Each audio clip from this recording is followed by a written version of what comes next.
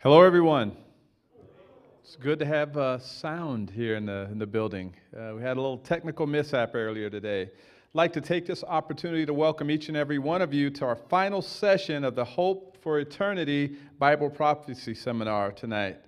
And again, my name is Joe Guilford. I'm one of the elders here, local elders here in the church. And the subject matter for tonight, I'm sure it's a question a lot of you guys have wondered, a lot of thought about. What will heaven be like? That is going to be our subject matter for tonight. And I want you to just be prepared for what Bible truth, what Bible has to say about this. Also, a little housekeeping there. Just want to let you know, if this is your first time here in the building, our men's lavatory is located on this end of the building past the entrance. Women's lavatory is located on this side of the building, past the entrance as well. And we do have an ADA compliant lavatory on this side, my left. If you go right back towards the fellowship hall, that's where that'll be located.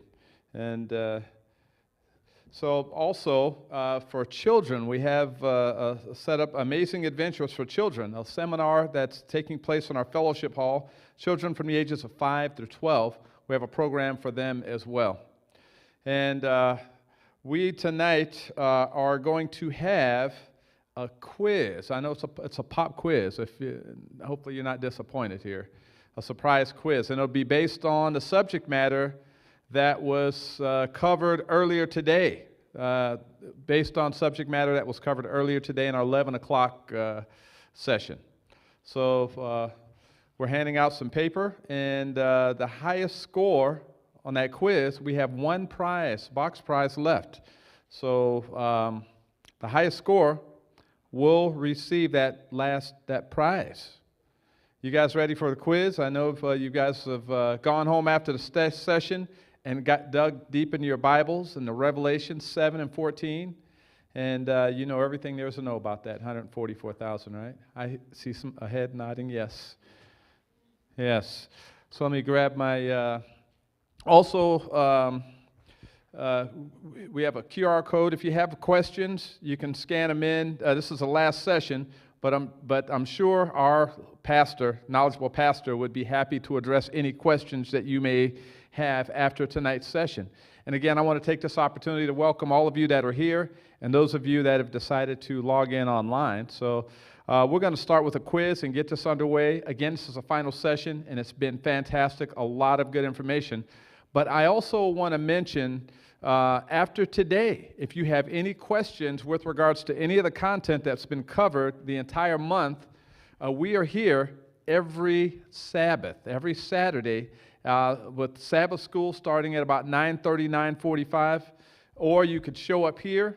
And also we have a prayer meeting session, and we cover a lot of the same material that we've covered this entire month on Wednesdays at 6:30. But you get here about 6:30 on Wednesday evenings, or log in, and we will cover the information. So just because this is the last session of Hope for Eternity, don't think that this is it's the end of us providing this information. So we cover the same information weekly here.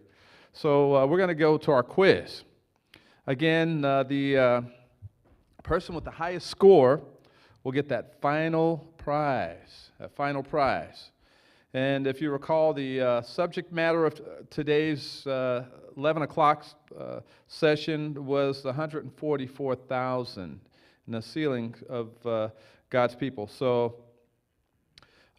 this is the first question, true or false, and it reads, is this true or false? All of the 144,000 written of in Revelation 7:4 are literal Jewish descendants. Are they yes or no? Are they no, they are literal Jewish descendants. Is that true or false? All of the 144,000 written of in Revelation 7:4 are literally the descendants of Israel. Jacob's descendants. True or false?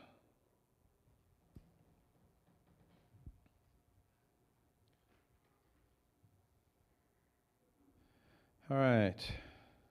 Next question. Revelation 9:4 refers to the seal of God in their foreheads. This is a yes or no question. Does this mean that there is an actual physical seal on the forehead of those that are referred to in Revelations 9:4? Is there a literal seal that you can see? If you walk past somebody on the street and you see something on their forehead, he's got the seal or a barcode. Is that yes or no?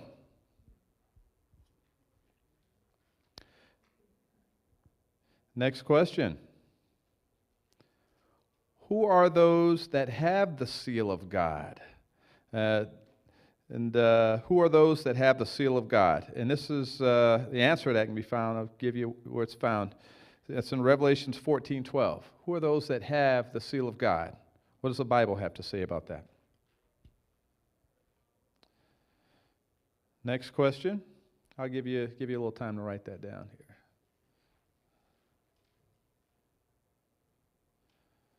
Next question, if you're ready.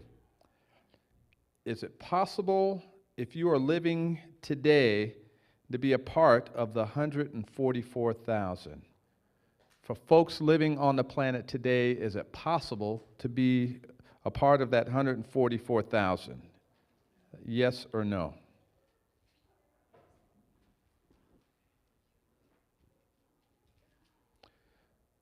All right. Next question. And the pastor talked about this. He said, is it possible to love money and love God at the same time? That's an easy one. Is it possible to love money, and the Bible refers to it as mammon, and love God at the same time?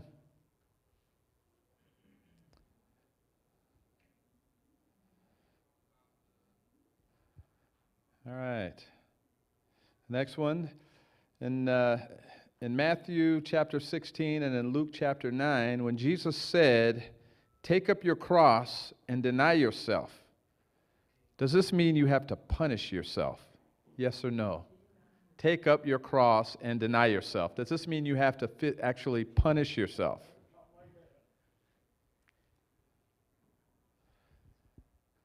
All right. Last question.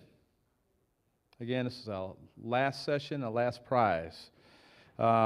Will there only be 144,000 people saved of all of Earth's inhabitants?